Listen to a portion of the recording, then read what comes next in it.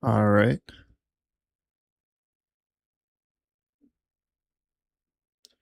I think we're live, everybody.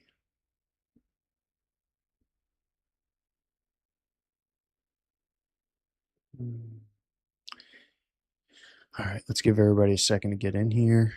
I do apologize if you are watching this replay. Not sure what went on with my mic. Hopefully the sound is good. Sounds like I'm getting a little feedback. I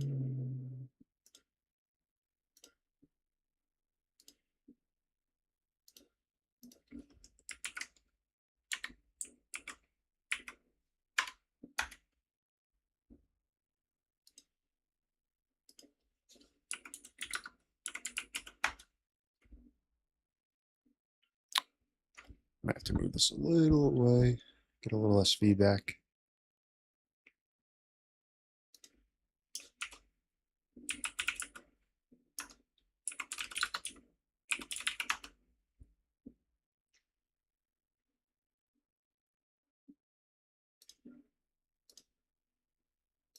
All right, good. Everybody can hear me?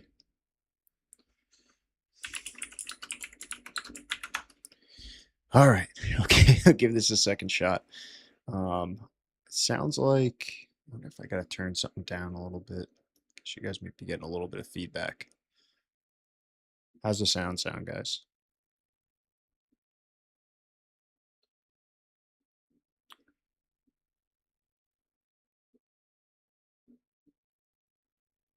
It might be. Might be. All right. Let's get into it. So as everybody knows, we're getting through everything that went on in the overall trading week, get everybody ready to trade for next week. And without further ado, it's time for the rapid review.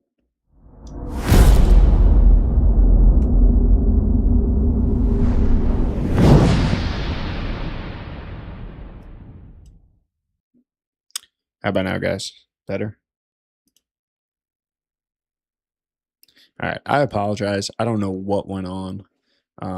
Something with the software that I use to kind of control the mic and give it a little bit better of sound quality just completely shit the bed. And yeah, led to led to this kind of debacle. So look, you guys, I appreciate you guys every single week. I appreciate you guys supporting, dealing with all the nonsense.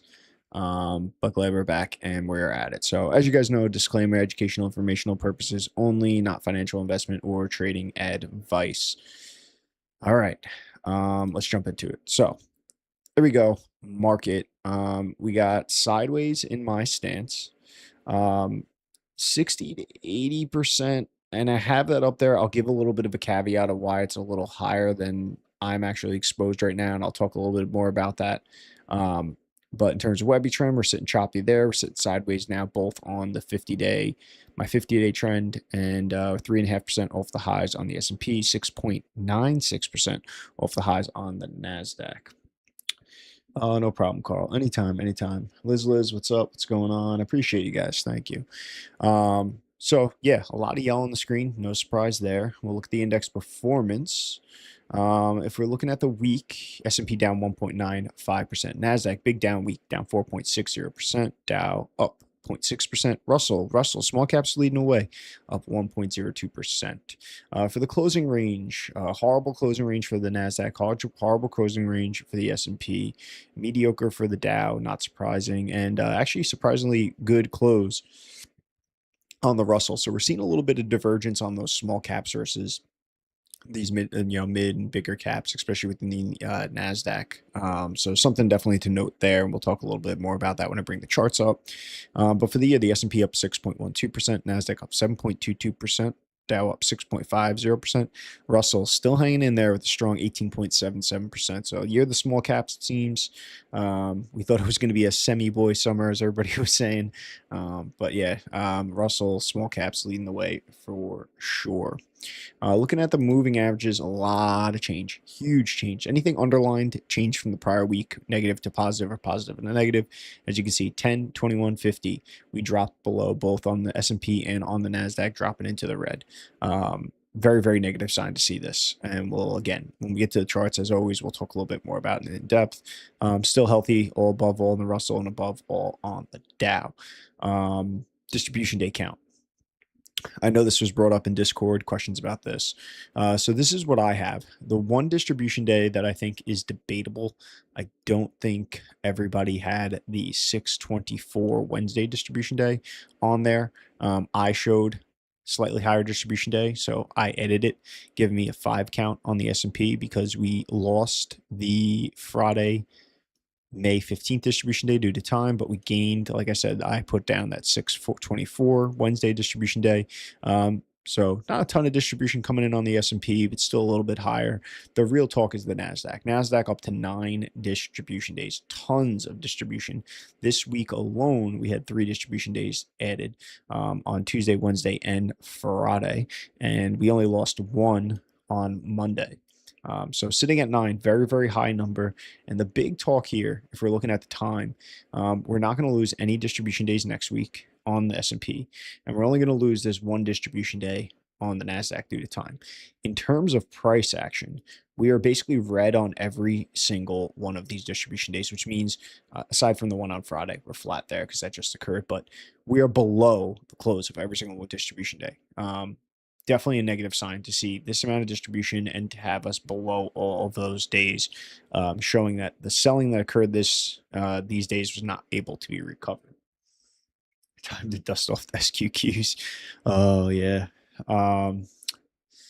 Looking at the distribution day calendar, like look at the clustering that we're seeing, right? More than not, it seems like we're having distribution days in the NASDAQ. Again, lighter here, holiday here, holiday here.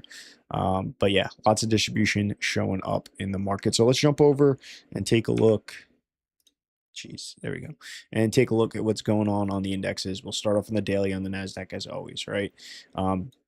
Look, great, easy bull run to start off to be kind of April all the way to really May. And then things kind of started to get a little shaky. I think some of us are still profitable in this time, but the question was, were you able to hang on to the profits in this time? But the way we finished off this week, right, things were looking pretty positive. I myself, right, we found support at the 50. We rallied, retook the 10 and the 21. There was a little bit of concern, but we started to tighten up as we came to those all-time highs. Completely normal action. And one of the things that I'm looking for whenever I'm looking at the indexes and the overall market is a divergence from what I'd expect for normal action in the current trend. So in the current trend, this current upward trend, we had such a big move upwards. The bigger and the faster that move upward is, very often the correction can be a little bit more rapid. And it was pretty rapid. It pulled us into the 50, but we found some clear support. We rode it for a couple days and then we catapulted up. And then right as we got to the all-time highs, we saw a pause and we saw some tightness and decrease in volatility. All very common, expected action. Aside from the increase in distribution days, wasn't entirely alarming. And personally, I was like, this could be a beautiful, if we could just tighten up and move a little more sideways, get a couple more opportunities, and then continue on another leg. Market had other plans. And this is what I was talking about, where we were, if you watched last week's episode, we were clearly talking about these high levels, whether it was the May 14th high or the all-time high and the 50-day, and having anything kind of chopping around in here being somewhat normal action and expected. Breaking to the upside, super positive. Breaking to the downside, negative. And then I even said, hey, if we get a shakeout maybe below the 50, I wouldn't be like, this market's toast. But it would, I'd want to see, can we start, like, do we hold below that 50? And that's essentially what happened this week, right? We looked like we were finding support on Monday, and then that just completely failed. Tuesday, we broke through the 50, closed below the 50. Then Wednesday, we tried to rally back above, closed below the open.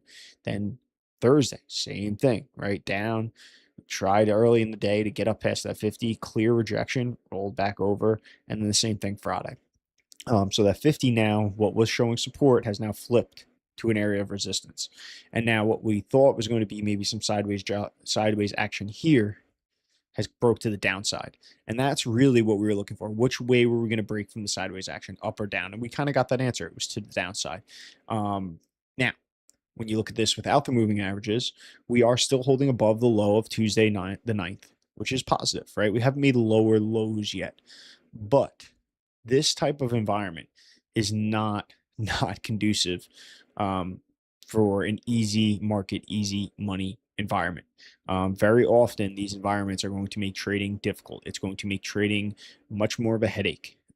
This, when we got the signal, the follow through day, is completely riding of these moving averages all the way to the end of May. Easy money, easy market, less volatility, just things just working. Trades, your success in your trades just tends to be very easy. Now, in this environment, opposite. And it was something interesting. I don't know if you guys happen to follow Nick Schmidt over on Instagram. Oh, sorry, on Twitter or X. But it was funny because I was having this conversation with another person um, about how when the market was coming out of this correction and we got that follow through day, there were so many negative people here. There were so many people saying, it's just news driven. This isn't good. Like, doesn't matter. And this is where I always say turn off the news, because we got the signal right on this day. It was Wednesday the 8th was the signal to start buying into the market because we got that classic follow through day action.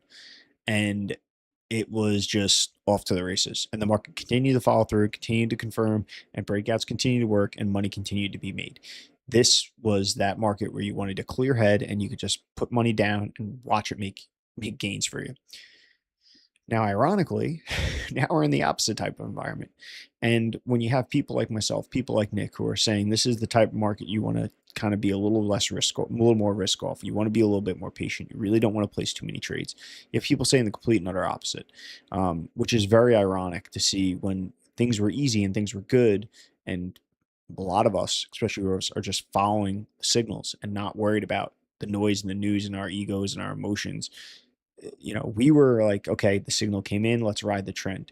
These other people, and many other people, were very negative throughout this time frame. And now that we're getting negative because the signals are giving us the information to say not the highest probability environment, these other people are doing the opposite. So look, people sometimes can call it the contrarian thing. I don't really like always getting too involved in the contrarian thing, just because it's like, are we the contrarians? Are they the contrarians? Well, if everybody's doing something and we're doing this, but are those everybody, the people that are within our camp? It's just confusing. So in general, what I want to say is just, look, there's a clear difference in environment right now. Do I know which way this is going to break? No, but the highest probability is a slide further down, or at least a very, very choppy environment. A clean, easy money environment is not in the high probability of this. Now, people say, well, we can get news and it could just completely skyrocket. Again, I don't think a news-driven item is getting us out of this very, very choppy environment. I think we need a little bit more sideways action. I think we need a little bit more patience, and I think we need things to kind of settle, specifically within the NASDAQ and some of the big leading easy money stocks that we had earlier in this uptrend. It seems like a clear warning sign based decisions off data, not opinions. 100%. And that's unfortunately one of the very, very difficult things, and where people start to try to tie other things outside of what is just the data in front of us, right? Now, the S&P, right, we're through the 50. S&P doesn't look great, but doesn't look as bad as we look on the NASDAQ. So definitely something to note here. And then again, we'll look at the weekly as always, and we can just see up, and now the choppiness in here. Same thing, right? Choppiness in here. Now, what's interesting though is we're seeing the Russell be resilient. We're seeing the small caps continue to push higher. If this was a stock and you were holding onto a stock like this, especially for a long-term move, you'd be very happy with this move, right? It's just kind of stair-stepping up, continue to make all-time highs, sitting right off all-time highs. Seeing this definitely makes me know, okay, there's some hope in the underlying market, especially within the small caps. And this isn't a complete disaster like we kind of saw from basically that February timeframe up until April, from February and March, right? Very, very different. We saw everything kind of really getting hit in that time period. We're seeing a little bit of divergence within the even the mid caps right here. Even the mid caps are looking pretty healthy. So tech definitely taking a big brunt of the damage, and that's something that we'll talk about a little bit when we start getting into stocks. But clearly, when we're looking at resistance levels right now, going into next week. The 50 is the upside, right? We got to make our way above that 50 first. And then on the downside, we're really watching that June 9th low. If we break that June 9th low, I am getting extremely, extremely bearish as we start to make some lower lows. If we can get back above the 50, or if we can start getting a tight sideways action, let things kind of converge, I'll probably get a little bit more positive. But for right now, we're in that kind of no man's land market where we don't want to exhaust either our equity through a lot of cuts, a lot of damage from taking a lot of small losses because we are in a low probability environment. And we also don't want to exhaust our mental capital, because this is the last point, and then we'll move on from the chart that I'll get with terms of just talking about this trend. I think this stuff's important, which is why I'm spending some time on it. But when we were back in here, right, I knew plenty of people, because there were names holding up, that were taking trades, that were getting stopped out. They were exhausting, not only, even if they were cutting their losses fast, they're maybe exhausting some of their equity, but not too much. The big damage was done to the mental. The big damage was done to just their ego, and everything that they were doing in here was just getting them to just make dumb decisions, see trades fail, and get very, very negative. So when we got the signal, when it was so clear that the follow through day hit and we wanted to start increasing our exposure, again, we didn't know this was going to work. It ended up. But needless to say, we had to take that signal and do something with it. When that happened, a lot of these people were out because they just had gotten beaten up mentally in this time frame. You don't want to get beaten up mentally in even this time frame, even if it says goes on for another week or two, right? You don't want to damage yourself so that maybe when this tightens up and maybe it does go higher and we do get another easy market, that you're not able to act because you're so mentally damaged.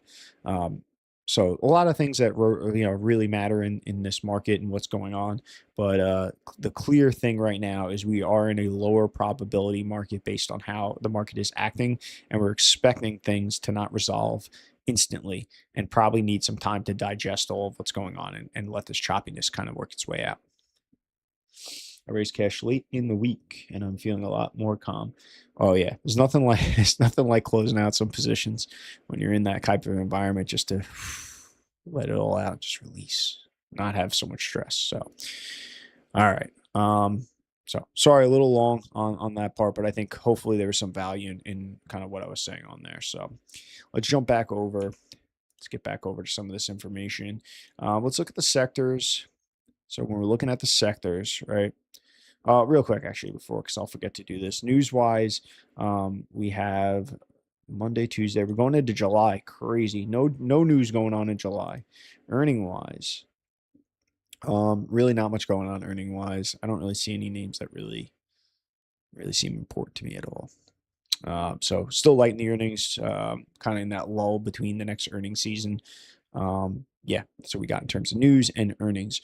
But going over to sectors. So the way the ranking's kind of done here, it is a little bit longer term. And as we always do, I'm going to go to the charts because I think there's more value in looking at these charts quickly and just seeing what the trend is. There's a lot of information on here. Screenshot it. Feel free to take a look at it.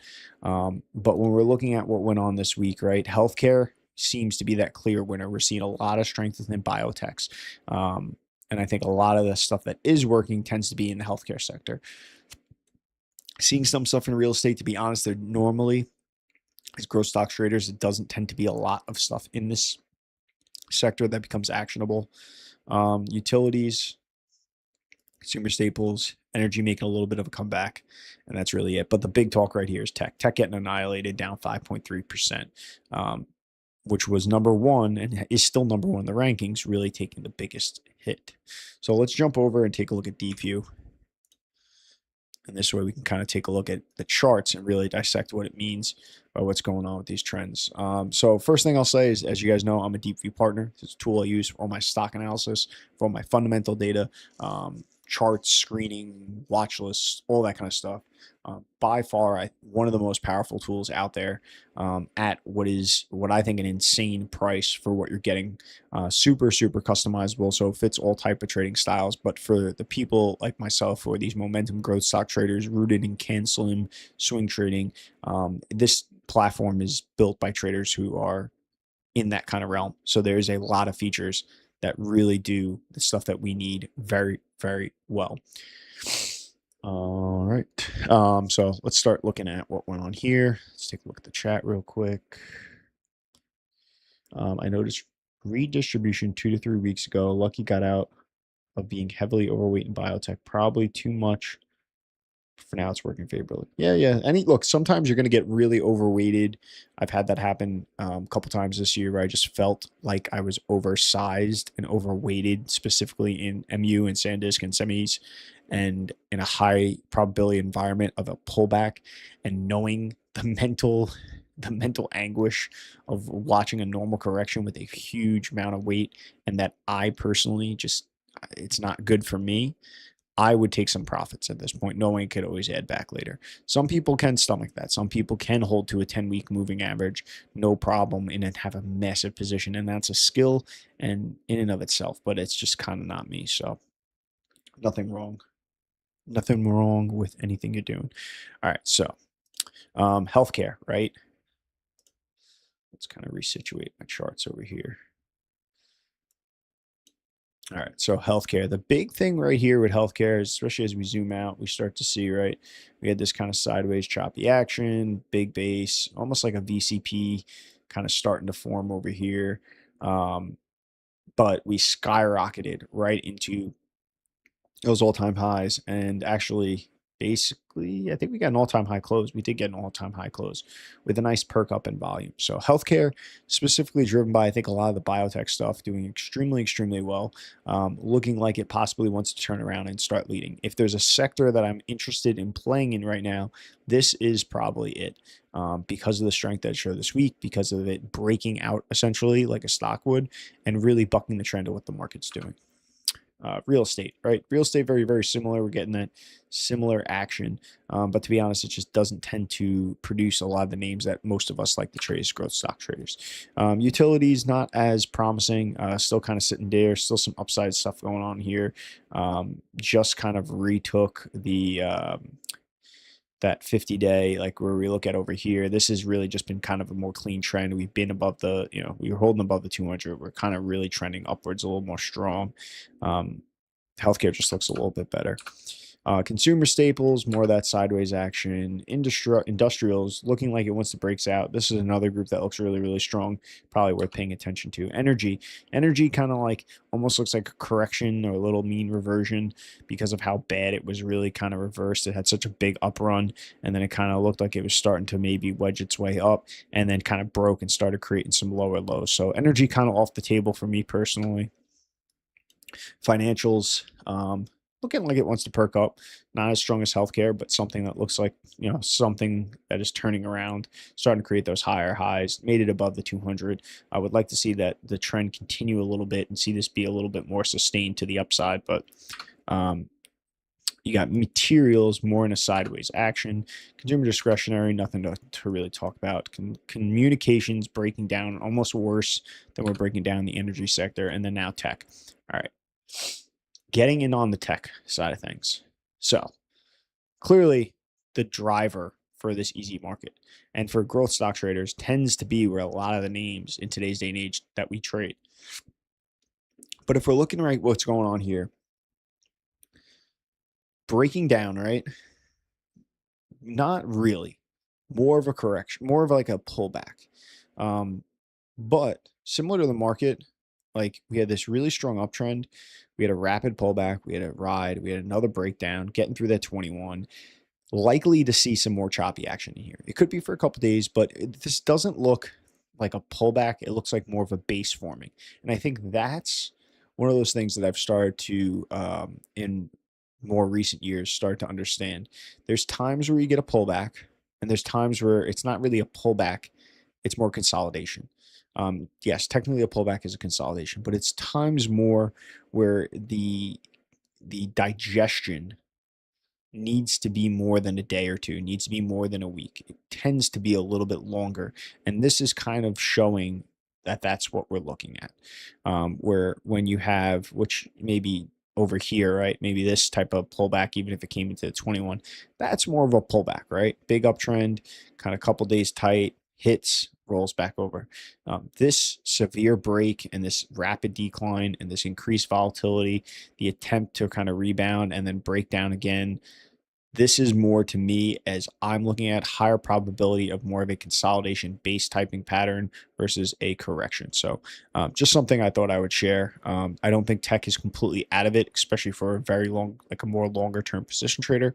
But for somebody like myself that floats on the swing position, kind of trading boundaries, um, this is not the time where I want to really be playing around with these. And most of the time, I really am taking profits in environments like this because I don't want to see this ride sometimes to the 50 or even correct through the 50. Communications breakdown. Yeah, communications is, we got the 50, the 10, the 21, all below the 200 day. We're trending down. We're creating lower lows. Communications is done. Financial earnings coming up in a couple weeks should be interesting. Yeah, earnings in general is going to be interesting. 200-day simple moving average still an uptrend. Which one was that on? Oh, communications breakdown. 200-day moving average on uptrend. Yeah, the 200's an uptrend, but that's going to be a lagging indicator, right? Because this is data looking back 200 days. This line is going to be very, very slow. And if you really start to look at it, if you really get in there, right, we're starting to now see that slope downtrend. So definitely would not consider communication still in an uptrend. To me, it's where we are in the moving averages, because the moving averages tell us where we are in the kind of historic price trend, right? If you're above the 50, you're trending upwards in 50 days. If you're below the 50, you're trending downwards in 50 days. So when you're below all those moving averages, that's telling you you're trending downwards in that time frame. This average price, we're below that average price. That as well as just higher highs, higher lows, lower highs, lower lows. We're in that type of environment where we're making lower lows, we're making lower highs as we start to bounce and try to make it back up. So clear downtrend in communications. Thanks. Ropel has been screaming biotechs LQDA, which I don't know, ETAI for weeks. ETAI? I'm assuming AI, but I'm not sure what ETA is. And I'll have to look at, what is that? LQAD? LQDA.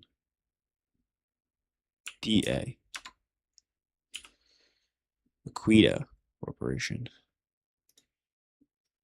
Yeah, it's been ripping. Okay.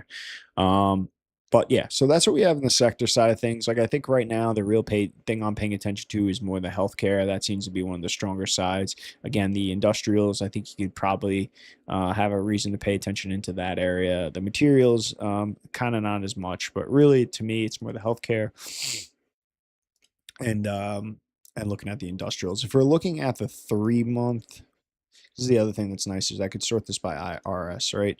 On the 3-month side, we're still seeing tech. So it's still early in the change. But on the 1-month side, now we're starting to see tech really, really weak. And we're seeing on the 1-month side that healthcare, financials, industrials, utilities start to make its way up top. So does this 1-month trend turn into a longer term trend? We don't know. But is this 1-month trend the digestion and this money rotation while tech just takes a break? Very, very possible.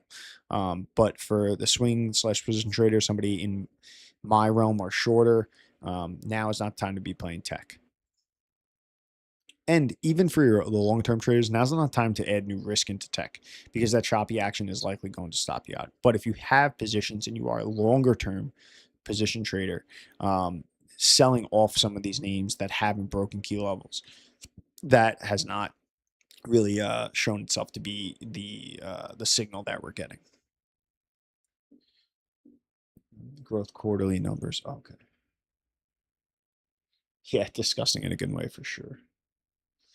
Now QDA is high in the IBD 50. Cool. All right. Let's now take it one step further and go into the industry group. So I did something pretty cool in here. What's nice about AI and what's nice about the my ability to do and build stuff for myself is I can kind of take things that I do myself and try to streamline the process. And one of the things I did is, as a lot of you know, is I came in here and I built my own 171 industry groups from scratch. Came in here, took like 4,000 something stocks, and used AI and really honed in on small correlated groups to help me identify things like the semiconductors, right? And this helped me identify when the market was correcting that semiconductors are showing a lot of relative strength as it was kind of in these upper realm. Beautiful. But what happens in these time frames, we're getting these shorter term rotations. You know, memory's still sitting up here. Some of these names are still sitting up here, showing a lot of relative strength. It takes some times for that rotation to actually work its way out into this data. So for that reason, as you can see, as I'm hovering over it, I built this. And this is my short-term ranking. And I'm essentially taking these same exact groups, but I'm focusing more on a shorter time frame. I'm focusing on the last 2 weeks, the last month, and the last, I think I go up to like 2 months. And similar how I'm doing my long term, using different weighted for those different averages to really make sure that the noise is kind of eliminated, but I'm still seeing an accurate look at the trend. And that's giving me this new list. And what I like about what I did with this here is the source right over here. It also tells me within these groups, especially within this top 20, if it is a confirmed, right? Which means genomics is in the top 20. Genomics is doing well. So even in the short term, it's also doing well in the long term. And then emerging, which means that it is actually, so it's not number 18. What number is this? Long rank, 11. In the emerging side of things, it's showing me, okay, a group like GLP-1s, obesity drug ecosystem, healthcare, emerging, because when we look at the long-term ranking, it's down at number 46, and there's a divergence of 43 from what I'm showing in my short term to what I'm showing within my long term. And this is kind of just a very quick and easy way for me to kind of take a look at, all right, what are we seeing long term? What are we seeing short term? And when we start getting these choppy rotation environments, I'm paying very much attention into the short term to see, is there possibility if we have new emergence of new leadership coming into the market? Now, I do want to see this kind of make its way and confirm, right? If I have something that's maybe further down, like if we're looking at these online travel and booking platforms, that's at number 89 on the long-term ranking and number 10 on the short-term, you know, this hasn't really proved itself.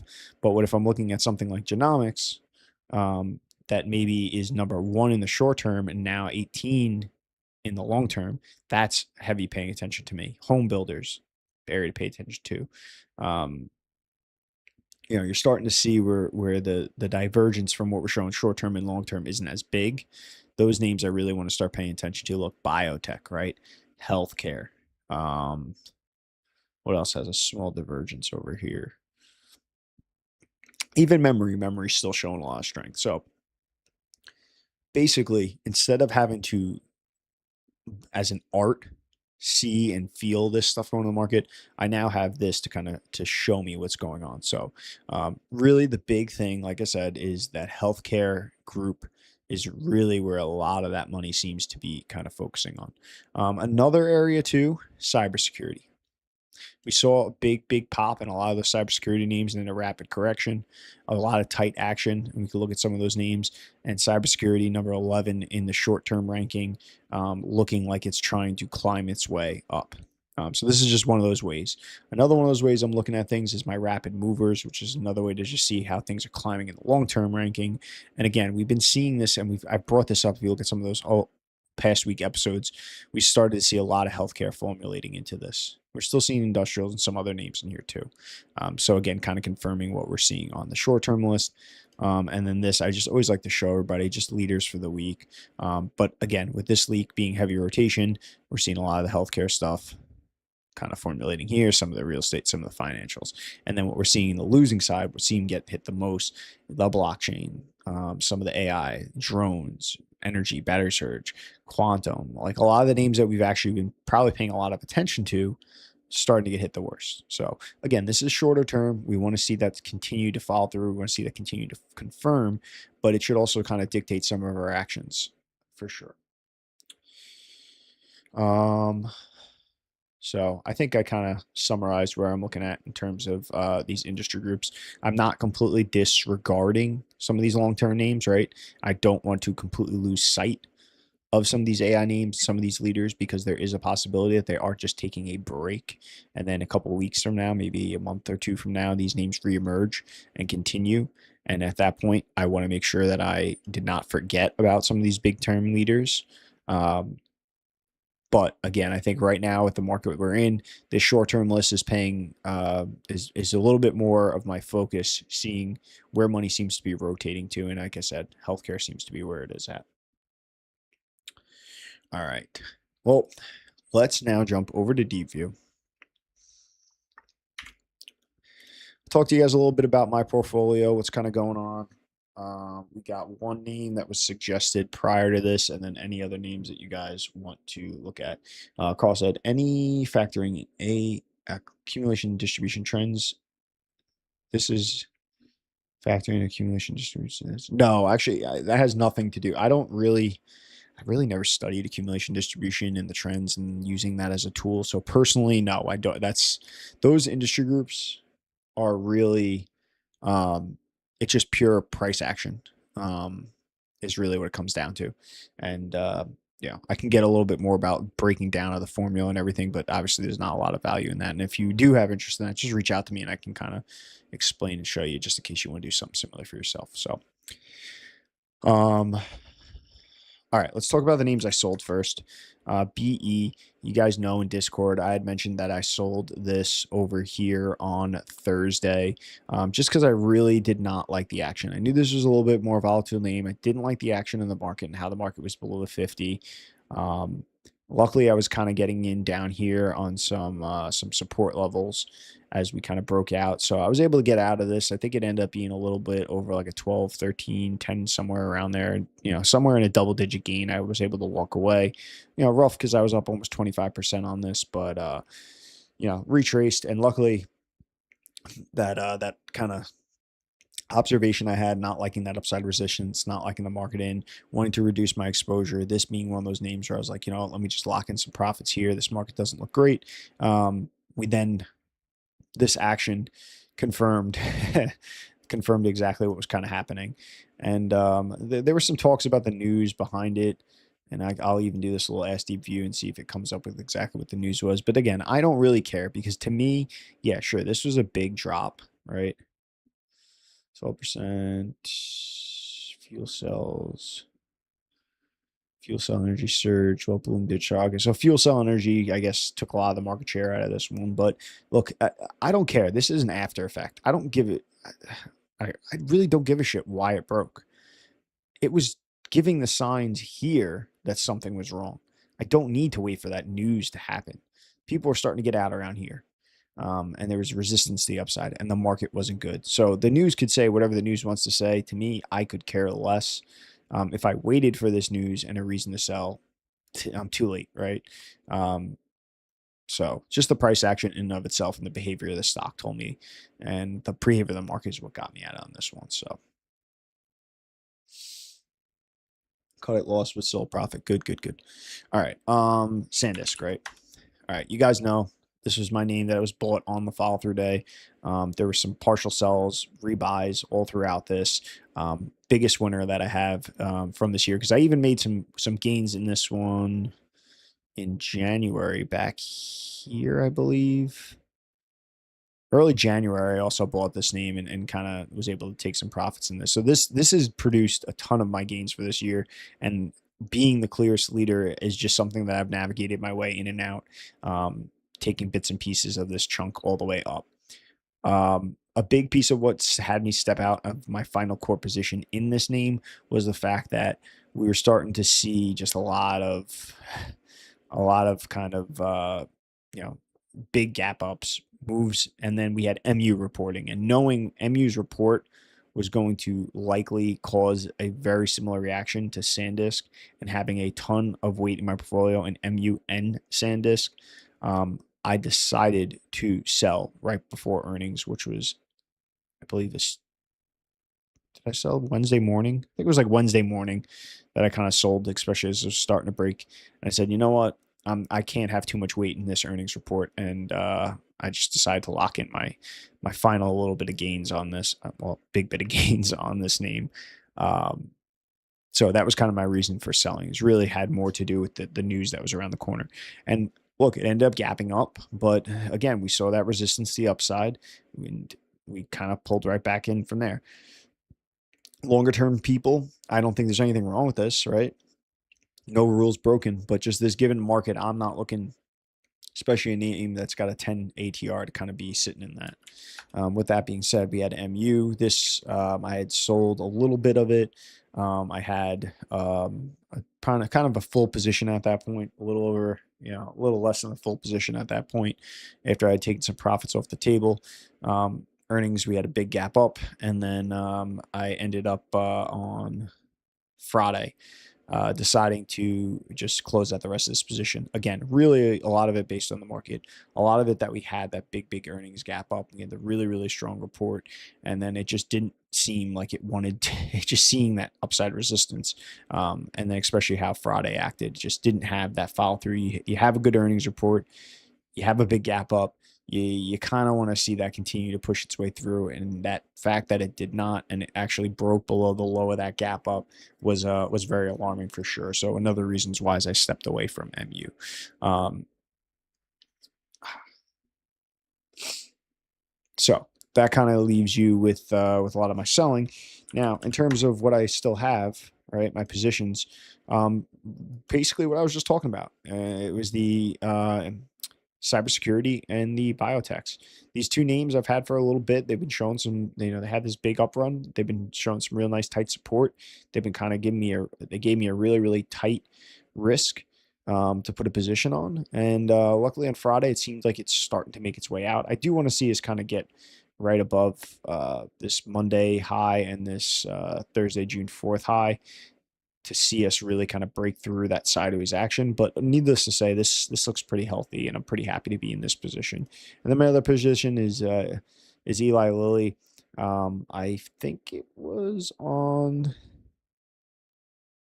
one of these days that I had bought into it. Was it this Monday? It might have been this Monday. Whatever day I bought into it is another one of those tight areas. I think I added into it, possibly no, and then I added a little bit here on the actual breakout of it. Um, but yeah, this looking really strong, breaking out of what was a kind of big base, a kind of squat back to the base, and then a re-break with a ton of volume, close near those highs. Really strong, powerful move. So that's kind of what I'm at right now and where I'm sitting. All right. Any other stocks? Let us know. Let me know. Let's talk about APH. This name was brought up, I believe. I think this was Chad. I don't know if Chad's in here. I know Chad was in here before, and then I had the mic issue. So, APH. All right. So, information technologies, equipment. This group isn't completely getting annihilated the same as semis are. And this kind of chart shows just that. We did kind of have, some could call this like a double bottom, especially if you look at kind of the weekly, just a slight double bottom with like maybe a breakout here. Really, you can see even just this line here. This is one of the new features I love in Deepvue. This kind of auto, I'll show you. This is the base pivots one right here, and you can control a lot of how this shows up. I left mine at default, but you can see, right? We kind of broke, whether it's this double bottom, whether it's both of these kind of sideways actions, and started making our way towards the upside. So really good action here. And now we've kind of paused at those all-time highs. This is setting up beautifully. Ideally, right? And this is a name that's on one of my watch lists.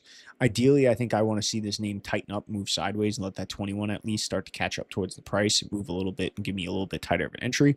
But especially for the traditional CANSLIM trader, there's a good reason to say that you kind of bought in this kind of double bottom consolidation breakout here. And if you haven't, you might be getting another opportunity to buy in here. So relative strength looks good. Fundamentals in this name looks good. Chad, this name looks great. Definitely looks great. Again, I'm a little more hesitant in the biotech space. Not in the biotech, in the tech space. I'm a little bit more hesitant in tech space because of how things are acting, and knowing that this could produce a little bit higher of a probability of this kind of name failing. But with that being said, this is one of those names that I would probably be willing to take a shot at, and just maybe not take as big of a position or as much risk on this, and not have as much of this tech names in here because, just of how tech in general is acting. Yep, held up beautifully this week. Liz, perfect timing with the APH. Yeah.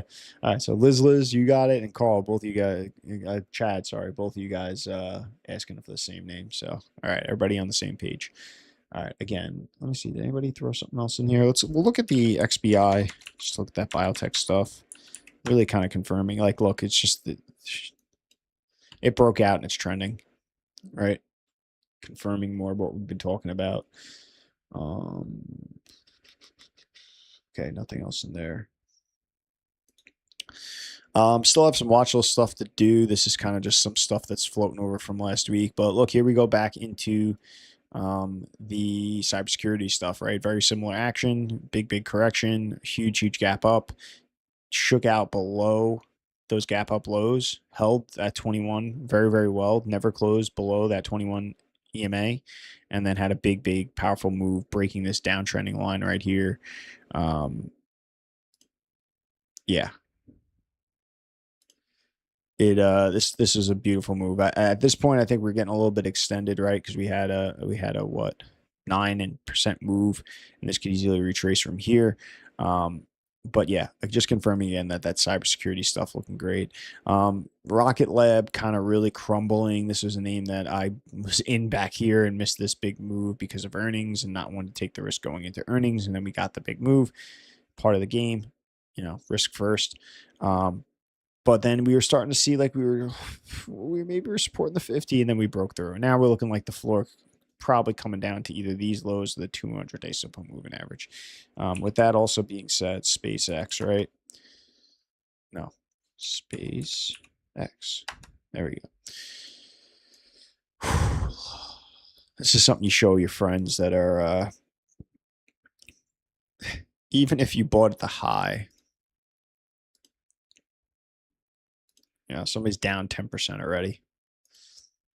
I'm in this long term. Blah, blah, blah. Opportunity cost. I'm not going to get too far into that, but you guys know how I feel about stuff like this. But yeah, SpaceX, right? Your classic, typical IPO action, especially on these powerful IPO moves, just rocketing up and then rocketing back down, pun intended.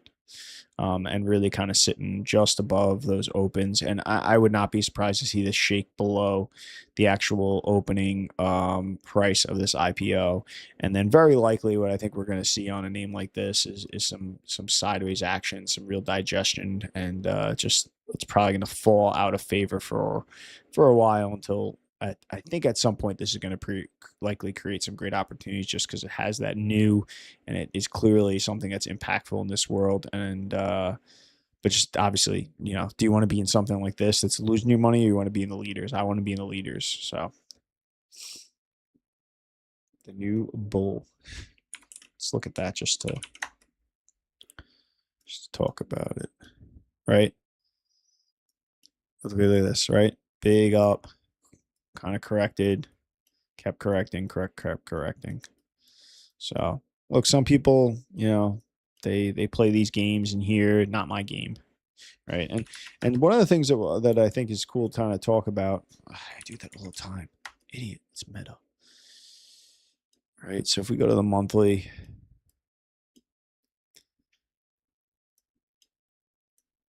and this is right. Ooh, ripping.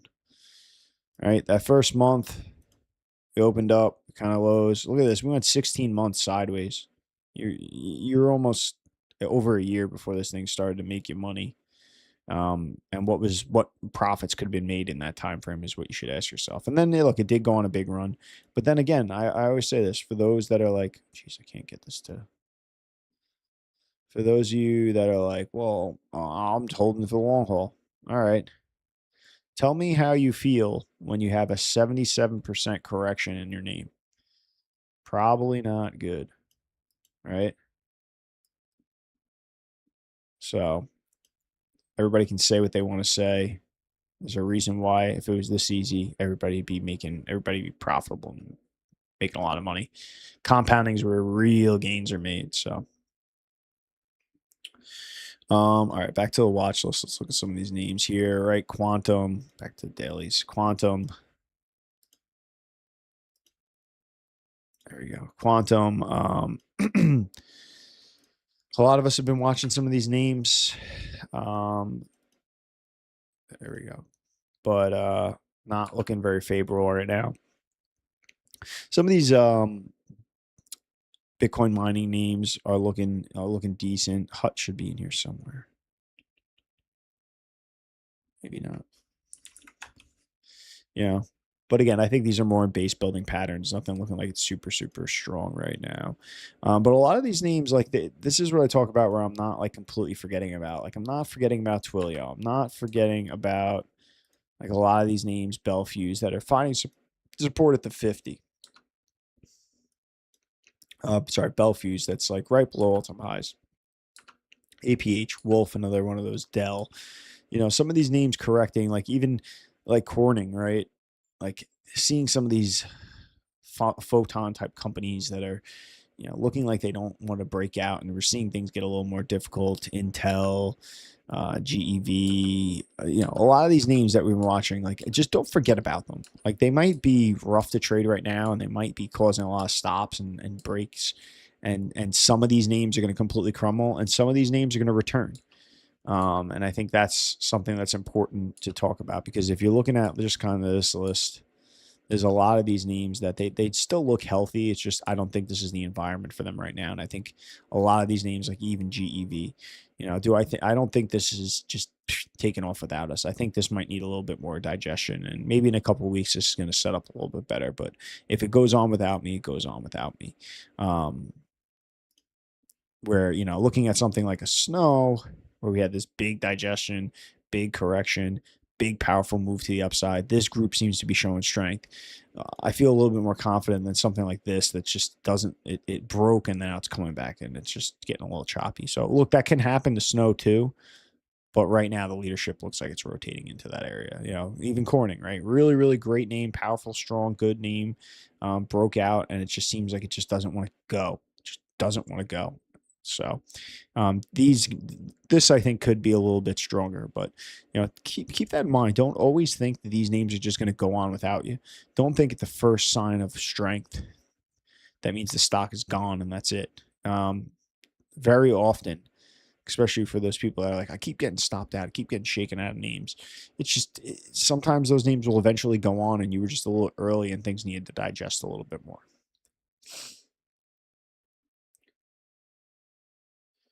Bitcoin, another winter all-time high. Let's do this. I haven't looked at Bitcoin in a little bit. What makes you say Bitcoin going to an all-time high? Just curious. Because to me, this looks like it's going further down. Right? I mean, look at this. Look at it on the weekly. To me, this looks extremely weak. All right, we tried twice, and we just keep rolling over. We're making lower lows. We just broke and made a new low. And now we're in this kind of area right here. I'd expect some sideways action, some processing of this over here.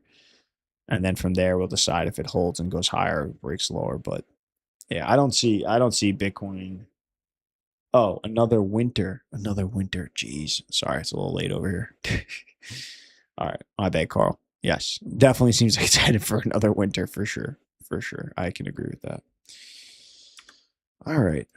Not a lot of names popping up this week. You guys don't have a lot to talk about, which could be a signal in and of itself. Discord looks around the comments in Discord that it looked like the FTX collapse.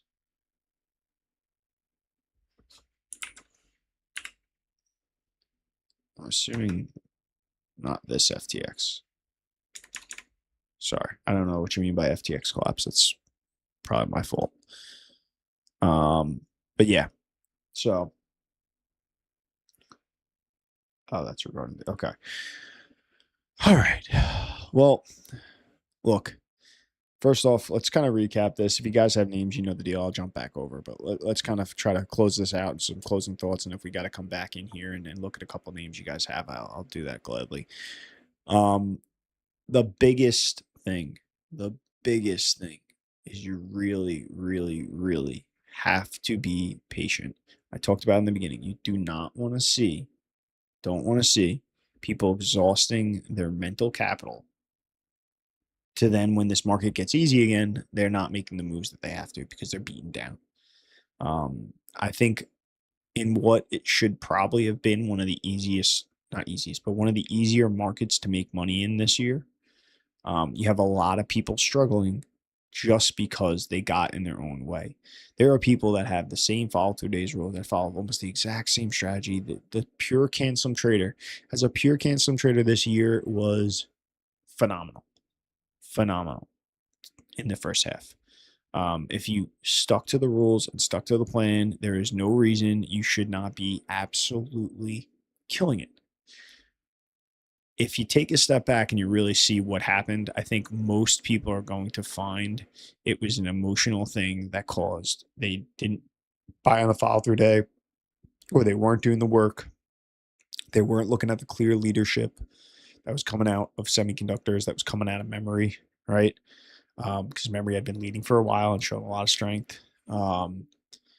So I think that is likely what has damaged a lot of people. And I don't want to see that happen again. I don't want to see the people that were over trading in February and over trading in March and then got beat up and then were not ready to pull the trigger when they got that fall through in April do the same thing again. And when things are like it is now, overtrade, get beaten up, turn around, and then when things get easy again, they're beaten up and they can't make the move and they can't pull the trigger and they're doubting themselves and things fall apart again. There's no reason why, if you follow the rules and if you stay on top of things, you're not doing well. And look, I don't say this a lot, but if you're a newer trader, right, and you can go back, and this is what I love about this, you can go back to beginning of this year to now and watch every single week's episode, and you're going to see that if you somewhat followed what I was saying, not because I'm a genius, not because I'm so smart, just simply because all the rules that we all studied, right? All those books that are behind me, this How to Make Money in Stocks, all that stuff, I followed those rules. So, I sound like I'm getting a little bit of lag.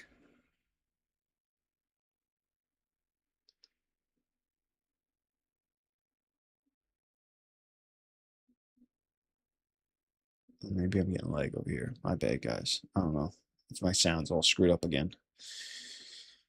The monitors sound all messed up, but so look, if you're a newer trader and you're trying to figure this stuff out, the reason I do this is so you can kind of see what I say step by step, and my audio is fine. All right, cool. So I guess it's just my monitoring in my ears is kind of getting all messed up because it's giving me like an echo. But yeah, if you're a newer trader, the reason I do this is now we can do this together every single week. You can, if you are so new that you're just watching me now, you can go back and watch some of these other videos and you could see how I navigated these markets, how I talked about what I did. And again, it's not that I'm creating anything crazy. It's not that I'm some genius. It's not that I know. I'm just simply following the signals. I'm removing the emotions. I'm turning off the news and I'm trusting the data that's in front of me. And when the probability is that I should be increasing exposure and when the probability is that I should be decreasing exposure. That's all it is. And there's going to be times where it's easy money and there's going to be times where it's hard money. You know, there's going to be times where those follow through days work great. There's going to be times where they fail and they don't work. And you know that's something I talk about too. I've said a couple times, like we're letting the market pull us in. We're letting the market prove ourselves. We want to see follow through, right? I didn't go 100% invested on April 8th. I bought a little bit and I bought a little bit more. And as the market continued to prove itself, I let it pull me into the market and get heavily invested. And it's going to be the same thing, right? I have some small positions right now.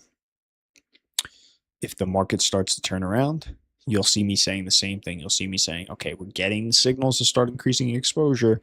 Not that I say, everybody head on a margin tomorrow. Like, that's just not how it works, because we get failed signals. And if you do things, you know, pedal to the metal, that's how you get chopped and beat up too. So if we get a follow through day and you're going 100%, the follow through day fails.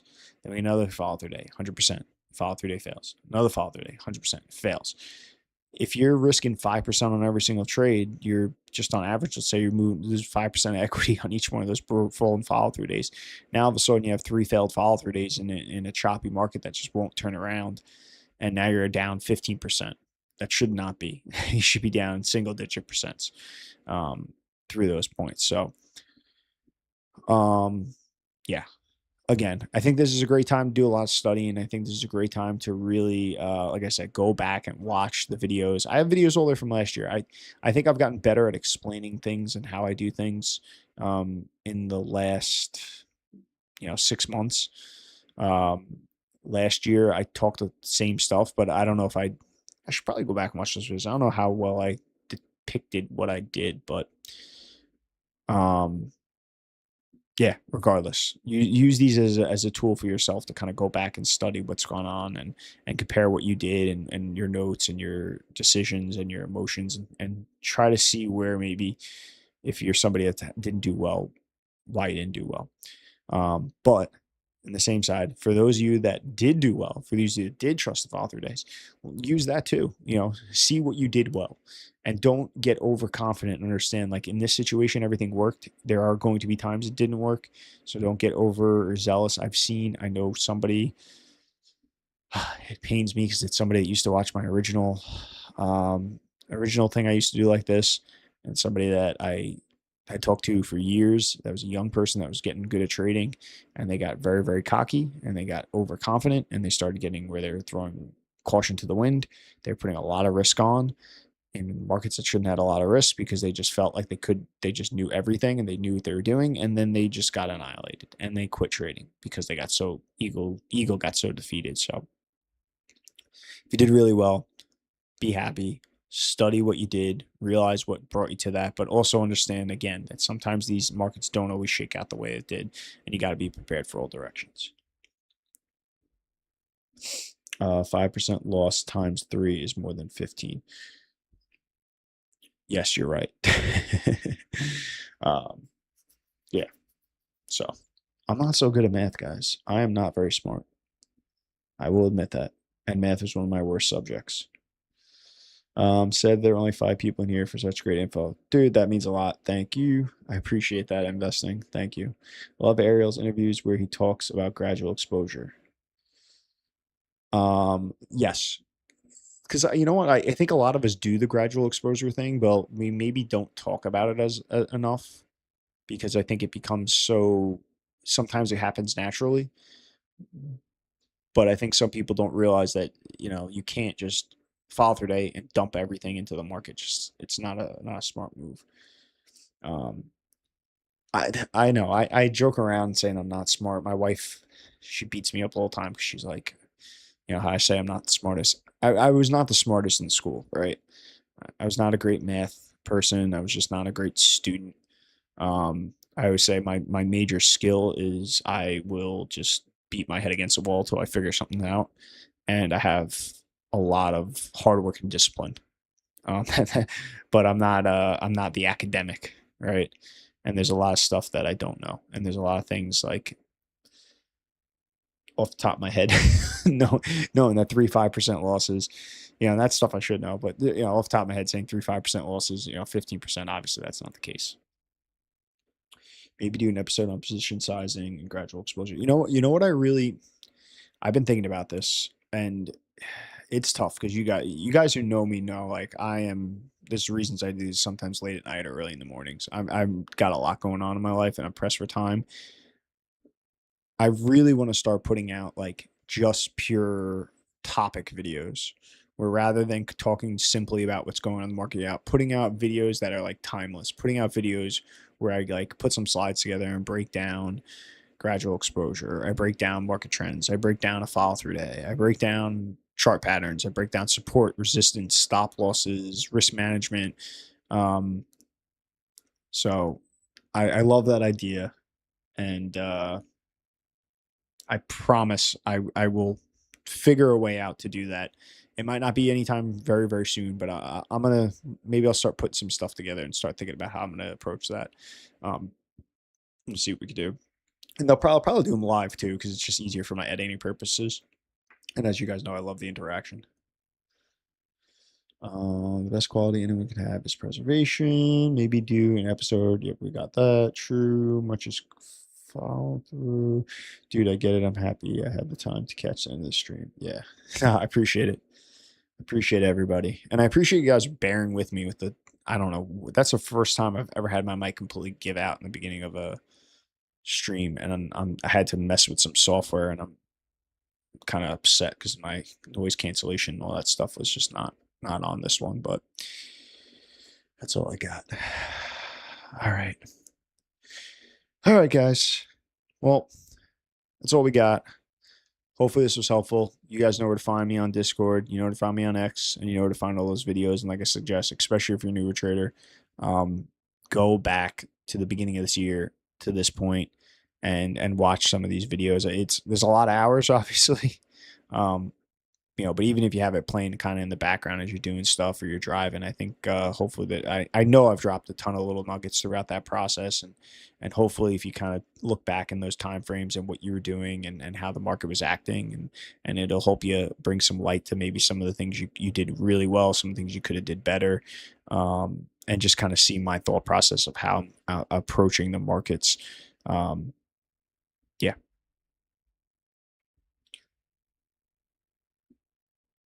Yeah, that's another good plan. 100%. Well, we'll always do the Discord meetup at the end of the year, like we did this year, where we just all got in the Discord thing. We didn't record it really like this, and we just kind of all chatted. So we'll definitely do something like that at the end of the year. But we got a long time. We got another 6 months. There's a lot more gains to be hopefully made in this.